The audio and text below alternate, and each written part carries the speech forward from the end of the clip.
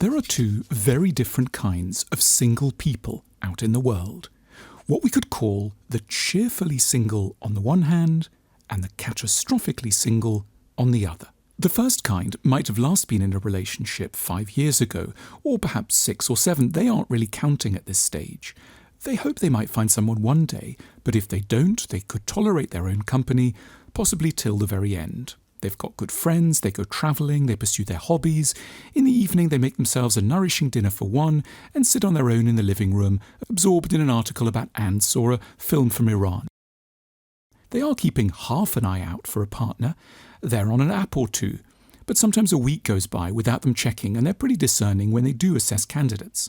Most people aren't going to be right for them. They're only going to allow someone into their lives if they're utterly convinced. They've got to be very attractive to them, kind and on their wavelength. There is just no point if they aren't. Most won't be, and that's fine. It's just the way of the world. Contrast this with the catastrophically single. They've been in a state of mania ever since they got out of their last relationship on February the 10th at 9:30 p.m, or whatever date is engraved on their battered hearts. However old they happen to be, it's always about to be far too late. They're on the verge of hitting 30 or 56 or 74, and then it will all be over. They'll be relegated to the lower circle of hell, reserved for the lepers of solitude. In their desperation, they put themselves on every available app. They check them every hour, in fact every minute. They set up date after date, 2 or 3 a day on some weekends if they can make it. They're not paying attention so much to quality. A friend could quickly tell them that the candidates were obviously wrong. The key thing for them is to stay busy all the time. What could explain such radical differences? Why are some members of the species one way and the other another?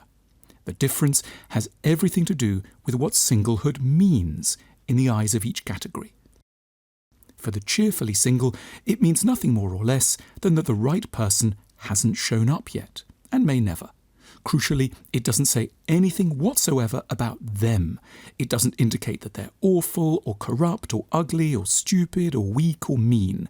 It doesn't affect their fundamental right to exist, their dignity and their basic goodness. It just means, plain and simple, that the right person isn't there. Whereas, for the catastrophically single, aloneness is fraught with the most appalling associations. It's a reminder of what they deeply know and fear, and are in constant flight from. That they are dreadful people, that there is something venal and disgusting about them, that no one wants them, that there's a hideous truth lurking in them, that everyone is either laughing at or pitying them. From these two views of themselves, 2 enormous consequences follow. The cheerfully single will be just that, cheerful and at peace. The catastrophically single will be tormented every hour. In extremis, after too many bad dates and aborted relationships, they will want to kill themselves, because being alone and unchosen confirms that they don't have the right to be. What on earth could explain these 2 ways of seeing matters? As always, it's childhood. The way we perceive ourselves now is a legacy of how we were perceived in the early years by other people. How we assess ourselves as single people is a bellwether of our emotional wherewithal. Some of us, the ones who need to be in a relationship right now, were severely neglected as children, overlooked for a sibling perhaps. We were never good enough and we now hate our own shadows. Whereas the other kind have been given a lifetime of protection because they appealed very much to the people who put them on the earth. So now it doesn't matter if they don't have a partner. That's someone else's loss. If they've been on their own a decade and are eating dinner by themselves again tonight, they're gorgeous and they sort of know it, without arrogance or pride. This is privilege. This is luxury.